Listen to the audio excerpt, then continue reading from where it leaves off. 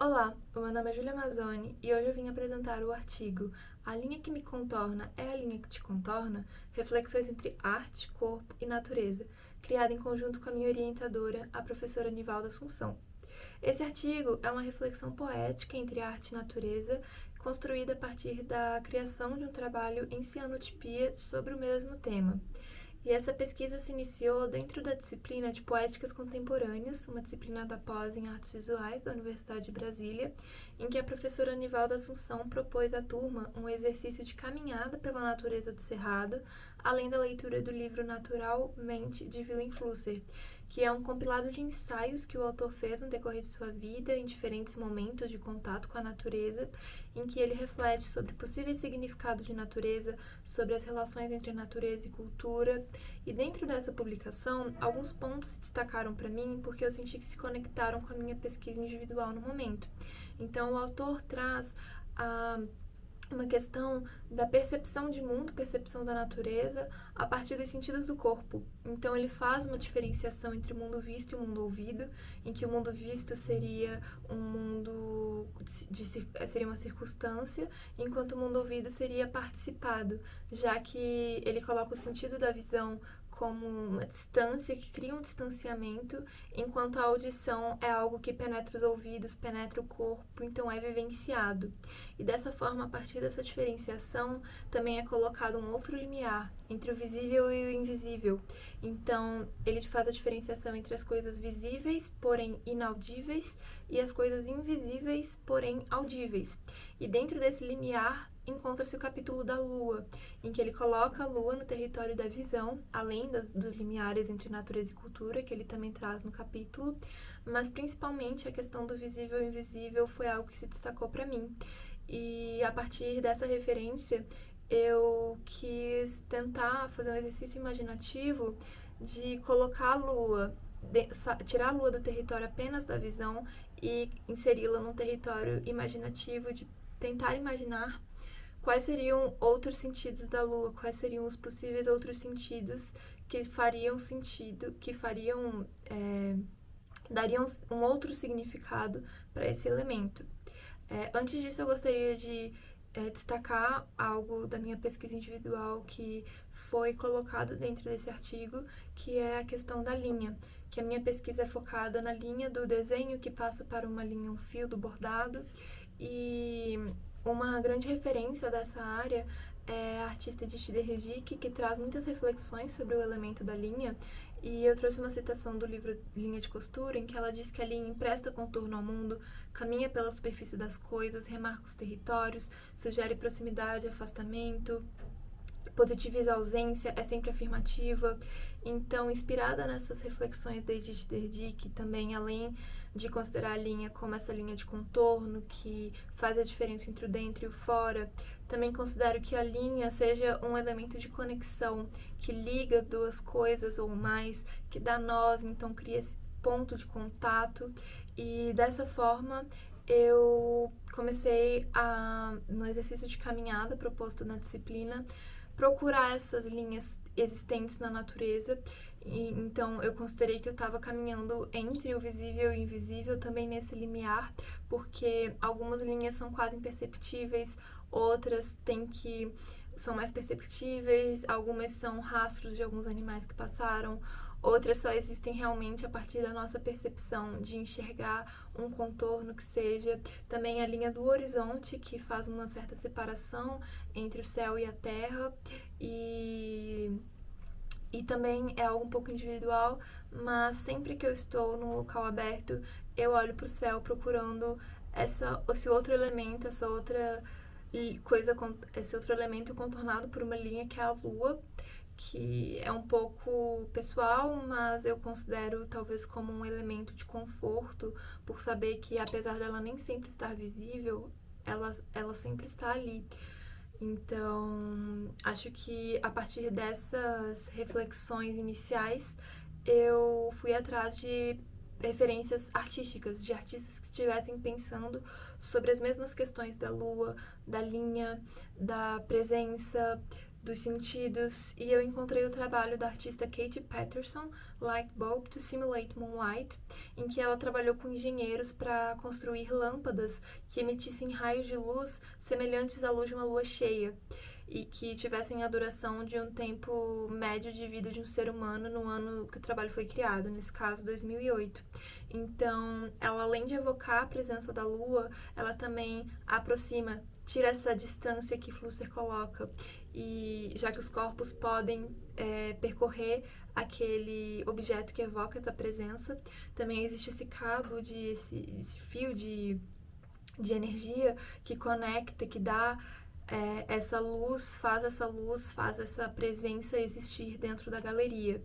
E outra referência que eu trouxe é Museum of the Moon, do artista Luke Jerram, que consiste em uma instalação itinerante que já foi exposta em locais abertos, em locais fechados, com composições musicais, composições sonoras diferentes sendo tocadas ao fundo. E o próprio site do projeto menciona que é um trabalho que evoca muitas interpretações diferentes, culturais, sociais, individuais, já que existem muitos significados, muitas percepções sobre esse mesmo elemento, apesar de, ao mesmo tempo, ser um elemento que conecta. Então, esse elemento que, como se fosse um nó de uma linha, já que eu, do Brasil, vejo a lua, a mesma lua que alguém do outro lado do mundo pode estar vendo no mesmo momento, e a lua se torna essa forma que nos conecta. E depois de todas essas pesquisas, eu comecei o processo prático no ateliê de fotografia da Universidade de Brasília, em que também foi proposto pela professora Nivalda a criação de trabalhos em cianotipia. E o que eu achei muito interessante da cianotipia que é esse processo de impressão manual, feito com que emulsificam químicos numa superfície, e algo fica em contato com essa superfície, com a luz ultravioleta ou a luz do sol é marcado no papel.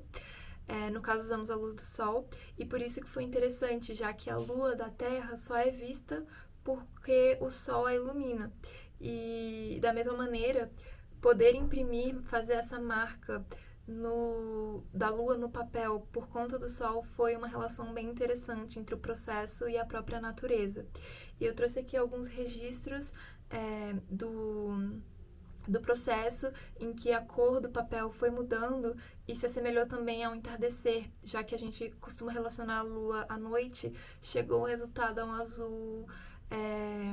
que lembra o céu noturno, então foi bem interessante esse processo. E além de tudo, foi um processo de paciência, de perda de controle, já que o químico, a secagem do químico tem seu próprio tempo, a impressão tem o próprio tempo, ainda mais imprimindo com o sol, porque nuvens passam, pode dar alguma alteração nesse processo. E então, esperando essas impressões serem feitas, eu comecei a anotar pensamentos e reflexões, não só partindo da minha própria memória, das minhas percepções individuais sobre a Lua, mas também sobre o livro do Flusser, sobre pesquisas feitas na internet, pesquisas científicas, em que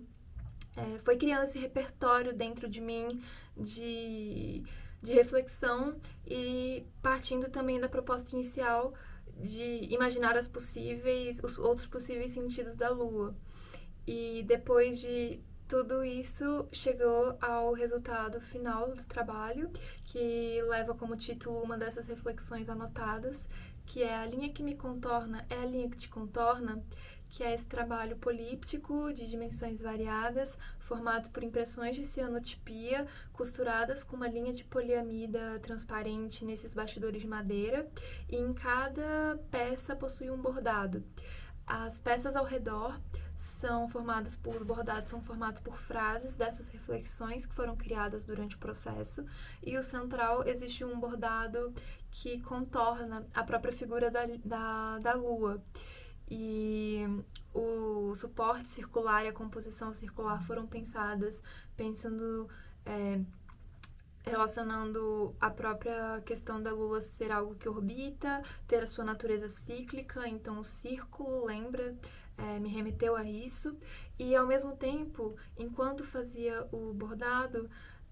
apareceu mais um limiar entre o texto e o têxtil, em que ambos são formados por linhas, são compostos por linhas, e dessa maneira, não apenas a própria linha que naturalmente existe, né,